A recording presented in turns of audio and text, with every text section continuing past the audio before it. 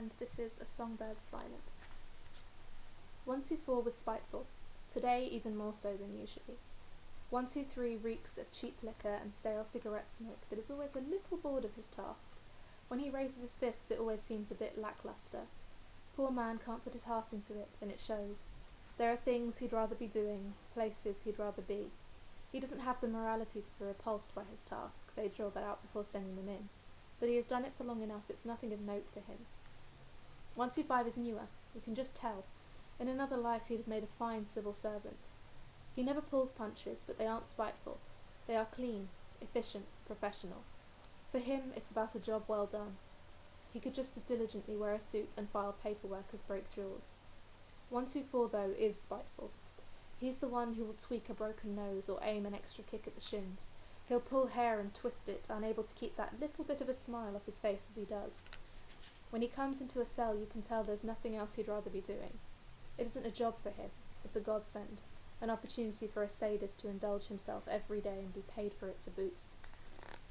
124 smiled when he broke my ribs, and as the others leave the cell, he presses his boot just hard enough to hurt, putting one foot atop my crumpled body, like a new land he's claiming for king and country. I look into his eyes and see a slathering hunger to go further, but he has orders. Pain is the name of the game. Death isn't. So he lifts his foot eventually and walks out, letting the cell door shut behind him. The guards don't show inmates their names. They don't even call each other by them in front of us. All an act, ostensibly for security, but who the hell would any of us tell? No. It's about control. They can't make the men who beat us faceless, so they just make them nameless. The king's men are numbers and we are names. It seems a strange twist of fate that prisoners should have more individuality than their captors, but that is the point, I suppose. It is who we are that landed us here, and it is who we are that they punish. If we had been nameless, kept our heads down, maybe we could be the ones with our boot pressing down into someone else's chest. So I memorised the numbers. They are stitched onto their uniforms, at the front and on the arm. The one on 124's uniform is fraying. The bottom stitches are coming loose. I know that because he likes to get close to my face when he applies the hot irons. Sometimes he whispers in my ear that if I just cry, he'll stop.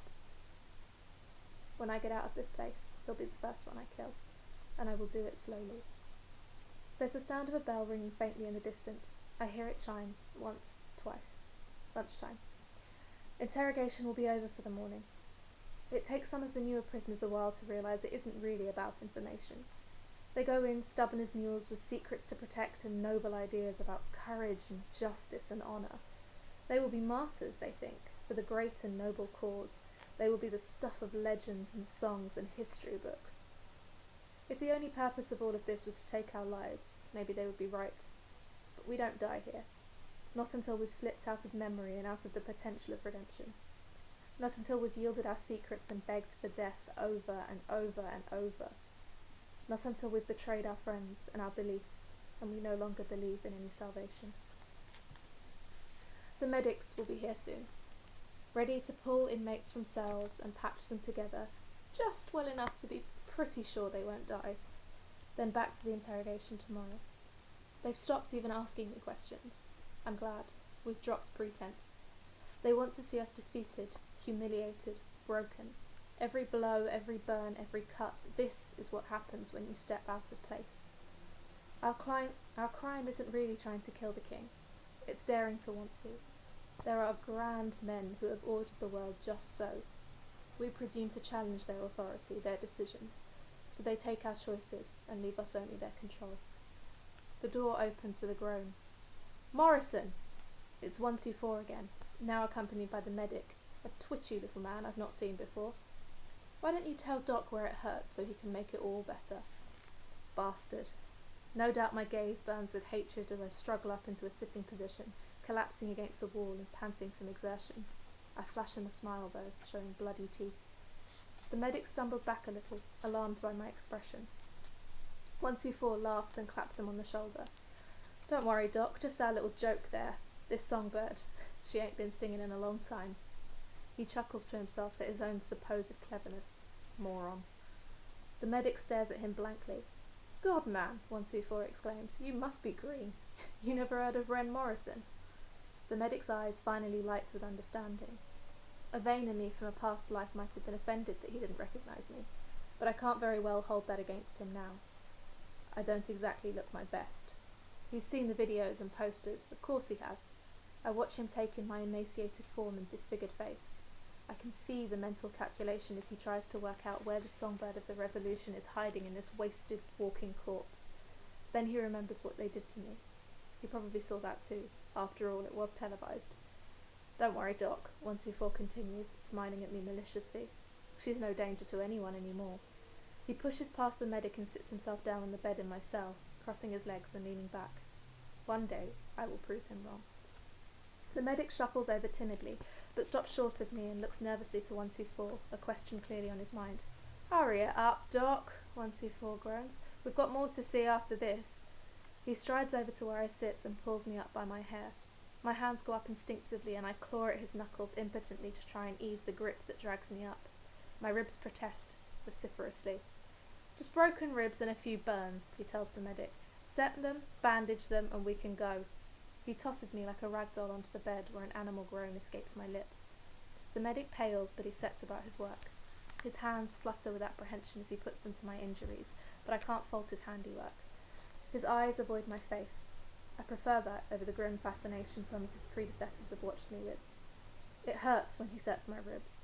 3 were broken, but he does it fast and deftly. My mind wanders as he works. It often does. There is nothing in my world anymore to keep my mind from wandering, and I would not wish to stop it. The paths it walks are much more pleasant than those of reality. I don't know how long I've spent here. I have no way of counting the days. Others in solitary confinement, it is said, talk to themselves. I have heard of people who produce their magnum opus inside prison walls, but I am forbidden pen or paper. I can only think to myself. Perhaps it will make me mad. At the very least, my mind teeters on the knife edge of insanity. I cannot speak and I cannot even write, so there is nowhere for all the words inside of me to go. They beat furiously at the walls of my brain, desperate to be heard. Caged birds with frantic wings. The king took my voice with his own hands, and now the prison guards work to make my mind follow suit. My thoughts are always clamouring over one another. They trip and stumble and crowd for space and attention. Sometimes I think my head will split. I am stitched together by the medics, but the only thread holding the shredded fragments of my sanity together is vengeance. Is that ignoble? Once my values would have told me to say hope. I believed in hope. I sung about hope before, and those songs inspired men and women to fight. But they killed hope a long time ago. They left ashes where we hoped to plant new seeds. Now I hold on for the chance to make ashes of men like 124. Is that too tight? The medic asks as he fastens the last bandage, directing the question to 124. People do that often. Like when they cut out my tongue, I turned deaf. 124 shrugs. Who cares? Not like she's about to complain, are you, Morrison? I bristle, but I say nothing. The medic gathers his bag and walks to the door. 124 remembers my food as he walks out. It is on the cart with everyone else's. He grins at me as he places the bowl of gruel on the floor where he knows I will have to bend to get it. Like I said, spiteful.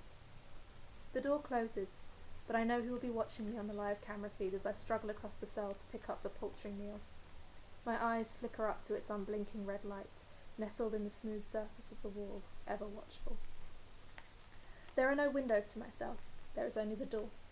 All the walls are smooth concrete, no perches for fingers to find. The bed is concrete too, with a single chute for warmth. Toilet breaks are twice a day. The guards enter to watch when the foul-smelling latrine emerges briefly from the wall. Occasionally I am allowed to wash, carried blindfolded to a communal shower that runs either scorching hot or freezing cold and doused with soap to prevent lice. When they come for interrogations, they bring chairs so that they can make us sit, but they take them with them when they leave. The bowl my food is served in is plastic. There is no cutlery. The lights run the length of the ceiling and are flush with the concrete, so there is nothing to grab, too high anyway to be reached. Sometimes they leave them on at night. I suspect that is also 124. I slide down the edge of the bed onto the floor, pausing for a breath before shuffling across to the bowl. The movement hurts, but I'm too hungry not to make the journey. I sit and sip at the bowl of tasteless, watery sludge. Of course, being without a tongue means most things are tasteless. They feed me here to keep me alive, but not enough to keep me strong, and it tasted like shit even when I did have a tongue. The bowl cleared, I struggle back to the bed, where I lie down and stare at the concrete. Its smooth, unbroken surface should offer a blank canvas to the imagination. I would like to look at it and dream of blue skies and starry nights, but instead its smoothness discomforts me, and my eyes rove it constantly for non-existent fault lines, flaws, and fissures. I know this cell. How many paces from wall to wall, how many handspans across the bed, how many finger widths the door is made up of. This is my world, tiny as it is, and my body is trapped here as my words are trapped in my head. My words, though, still put the futile fight against their prison walls. My body has long since realised the pointlessness of that. When they first brought me here, I shouted and screamed and beat the walls. I tried to strangle guards with my sheets. I raked them with my nails and bit and spat. I sang, and I heard the inmates across the prison clamour in response. Then the king cut out my song, and silence is all that reigns here now. God, my ribs hurt. The bandages are too tight. They press too hard, and the pressure makes it hard to breathe, especially as I lie down. My fingers move to the knot the medic tied to try to loosen it. My hands are clumsier than they once were. The knot was tied too well, and it takes me time to coax it free. I hate that I fumble now, lacking the dexterity that once came so easily. The cloth slips free, and I let it loosen and give a little, my breathing easing as the pressure subsides. But as I adjust the wrappings, my finger catches on something that doesn't feel right. My thumb brushes it again, and I freeze. It feels like paper. Is it a hallucination? Have I finally lost the last vestiges of my sanity? I pull the sheet up a little and shift, angling my body towards the wall and away from the camera. It is paper, a small piece lodged in the folds of the bandage that I work loose, very gently. Curiosity near overwhelms me. Was it an accident? Why is it there? The questions come in a flurry, fast and fluttering.